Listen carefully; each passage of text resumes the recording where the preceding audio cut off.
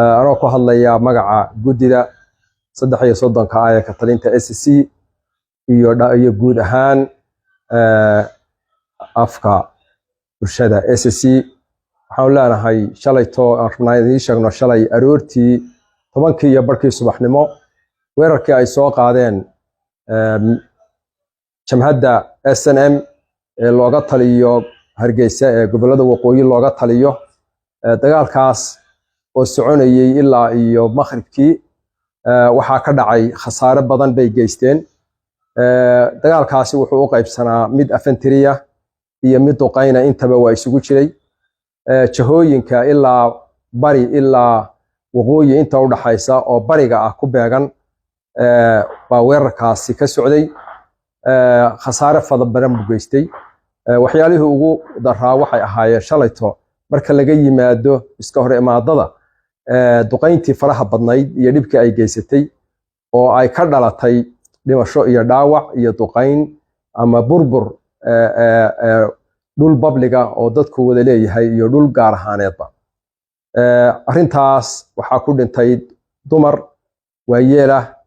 dhalinyaro iyo waayeel kale oo suuqa joogay oo iyagu aan kamid ahayn furimaha dagaalka laga soo bilaabo saaka hadana isla sidii oo kale waxa soo bilowday ilaa sagaaladii dagaalkii ay ku ballan qaadeen inay qaadi doonaan ee military bay saakana dib u soo bilaabeen waa dagaalkii ay hore u ballan qaadeen oo ahaa inay dagaal istiraatiijiyadeed samayn doonaan kaasina saakay hadana dib u soo bilaabeen waxay ka soo bilaabeen dhanka bari iyo dhanka galbeed waqooyi intaba waa ka soo galeen laakiin nasiib wanaag meel alla meeshii ay soo taabteen ba waa lagu jibiyay waxaanu xaqiijinaynaa inaanu ognahay dhibaatooyinka soo gaaray badankooda dadka waxba kuma kala qarsoona boqolaal dhaawac ah oo lagu hayo hadeer dhuxun lagu hayo iyo tiro ku dhow 100 oo dhimasho ah waxaan leenahay waxyaalahaas oo dhan baan rabnaa inaan ummadda SSC u sheegno waxaan leenahay ciddii soo abaabushay oo dagaalka soo bilowday oo qadarin weyday xabad joojintii oo loogu caal waayay nabadii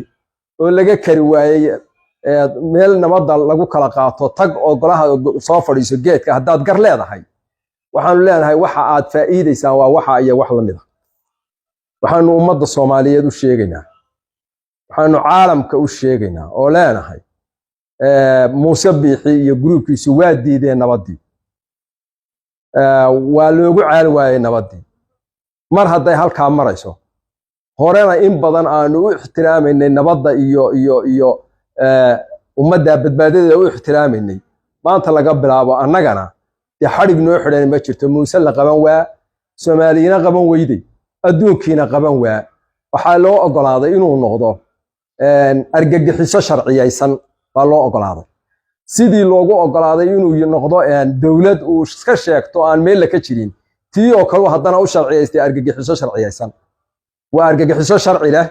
waa argagixiso aan cid qaban karin waa argagixiso aan ogolayn cidna waanadeeda iyo taladeeda maantana tay geysteen oo taan la mid ka ahayd tii shalay dhacday la mid ka ahayd waa mid iyana ka baahsan dhimasho iyo dhaawac fara badan baa dhacay dhinac kastana khasaaruhu waa jira waxa isku dhintana waa ummadii Soomaaliyeed waxa guul ah in aanay wax horumar samayn waxaan rabnaa inaan SSC ama iska caabinta SSC inaanu halkan uga tahniyadeeyo galabta aanado guulaha aad gaadheen ilaa shalay ilaa maanta way idinku bogaadinaya aad iyo aad baad u mahadsantihiin waxaad difaacdeen dadkiinni waxaad difaacdeen dhiigiina waxaad difaacdeen cirdigiina iyo sharaftiina waxaad ku dhimanaysaan waa geeri xaqaad ku dhimanaysaan waxaad noqonaysaan kuwa Ilaahay ugu dambi dhaafo ku cibaadeysta muxuu ahaa la dagaalanka dadka xun oo argagixisada ah oo doonaya inay sida xun idin ugu ciyaaraan sharaftiina iyo cirdigiina ugu ciyaaraan aad iyo aad baad ugu mahadsantihiin waa intaas oo aad wala sii dhawaataan in yar baa idin hadhay wax yar baa inoo dhiman intaana insha Allah waa dhameystiraynaa waynuna ku caawin doonaa ciidamada ama maleysiyada ka soo guurtay waqooyi inay si hawl yar u tagtaynu ku caawin doonaa taasaynu ku caawin doonaa haddii ay diideen inay iska tagaan taasaynu ku caawin doonaa jamaahiirta aad iyo aad baad u mahadsantihiin hawsha wada si fiican oo aad qiimalaad ugu jirtaan haddana ugu diyaar garooba inta ka hadhay inaynu isdaba raacino baynu u diyaar garoobaynaa aad iyo aad baad u mahadsantihiin wixii dambe oo warana saacadaha dambe iyo wixii soo kordhay inoo ahaan doonta haddii ilaahay